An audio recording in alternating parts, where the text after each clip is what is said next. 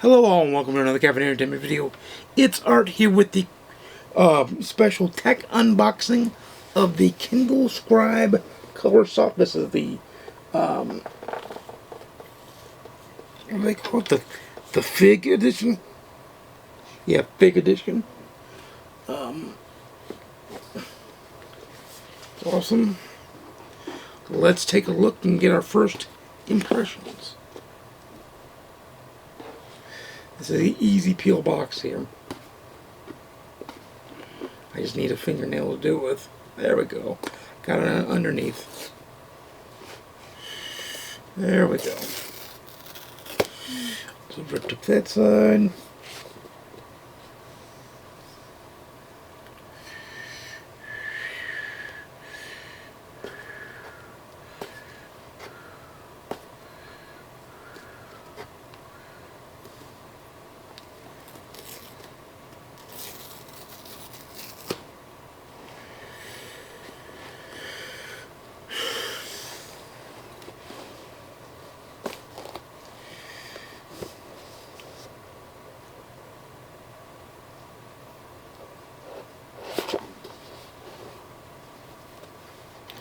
Okay.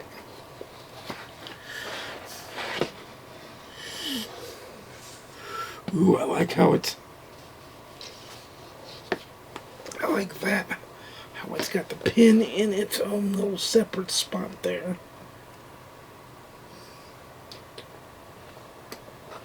It's got the pin in its own little separate spot there, which is pretty freaking cool. So I will leave the pin in its hole for a minute.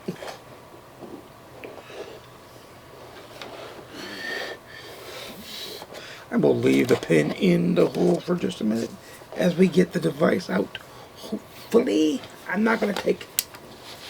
Okay, the pin just fell out on its own, so that's the thing. I'm going to put it in the box topper so it doesn't fall. Sorry, I'm a little bit off balance because of the box being next to me, but that's okay. The hell just fell there? I have no idea. Extra pin tips are in here. Here's the device. Let me straighten up. I don't have any.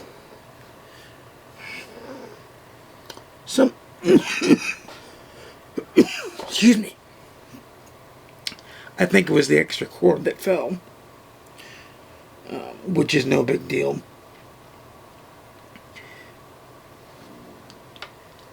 But here's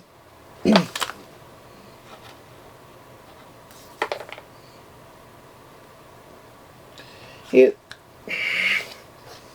Before I lose them, here's extra pin tips it comes with, which I've never had to replace my Scribe pin tip. I guess I just write light enough, or I don't. Maybe it's I don't use enough. I have no idea. But I've never felt the need to replace it.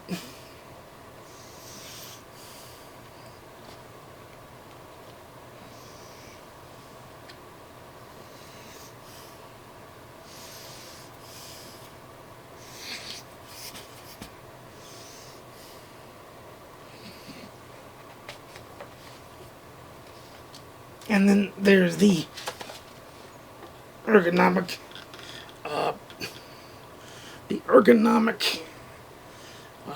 or not ergonomic, the economic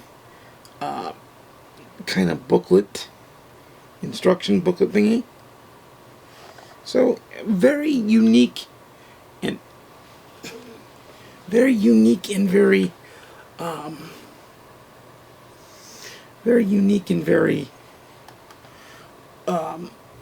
hello guys, sorry that the battery died right there, but we're back for my first thoughts on the Kindle Scribe Colorsoft. I love it. Now the one thing I don't like is the case that I bought. It was the iTech folio case. It's fine. It's just not the one that I'm going to end up using on a permanent basis. Like, it's a temporary one until I get the one that I want. But it's crisp. It connected right to my Amazon account. It came connected to my Amazon account. It was easy to set up. It was easy for functionality's sake. It was easy for a lot of things. It has clarity, like visual clarity of the words. It has, and the larger 11-inch screen gives you more real estate to read. I mean, you can look at the huge screen real estate, and yes, you guys know I'm reading the advanced copy of When I Kill You by B.A. Paris, but it is a very, very good screen. The case is light. I want another light case. I'm waiting to see if Oberon Design comes out with cases for it. They should be. I'm probably going to check either tonight or tomorrow to see if they have, because it's just a slightly different design, and it would be golden, as they say. But the battery life is, of course, awesome. It is great. It is pricey. It is $679 US base price.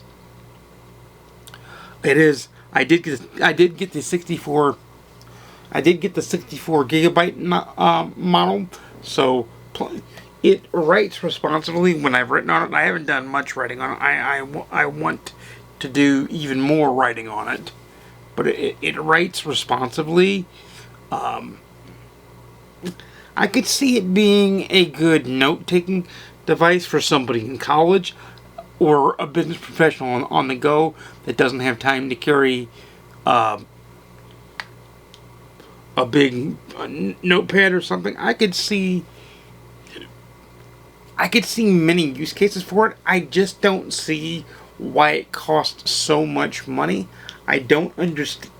Like, I'm going to have to watch a tech breakdown because I don't really understand why it costs so much money. Because other than the color screen, which the Colorsoft had, and the snappier processor, I just don't see why it couldn't be. Because I think it's a snazzy. I think it's a snazzy device. It's a device that I would recommend to more people if it weren't for the price. If it weren't for the price, I'd be recommending it all over the place. But I think its hefty price tag keeps it from being feasible for most readers. I would still say for most avid readers, you need to use the Kindle Paperwhite, which I do have one of those too. It's my travel Kindle, because something like this, I would be afraid to travel with, because you're plunking down a lot of money. Like, to me, it was no, it wasn't lost on me. Now, I had circumstances that I won't go into that gave me a lucky situation, but if I was purging, if I was trying to get this for my own use, I don't think I would have bought it without the lucky situation that I was in. I'll just go ahead and say that outright. But for me, the quality and the build of the device gets a perfect score. The use of the device, to me, it's your on-your-go professional, somebody that wants to take notes in their books, like myself, somebody that reviews books, like myself, could take notes right on the screen. So for me, it's excuse me, for me, it's going to be useful. It's going to be hella useful. But, and for somebody that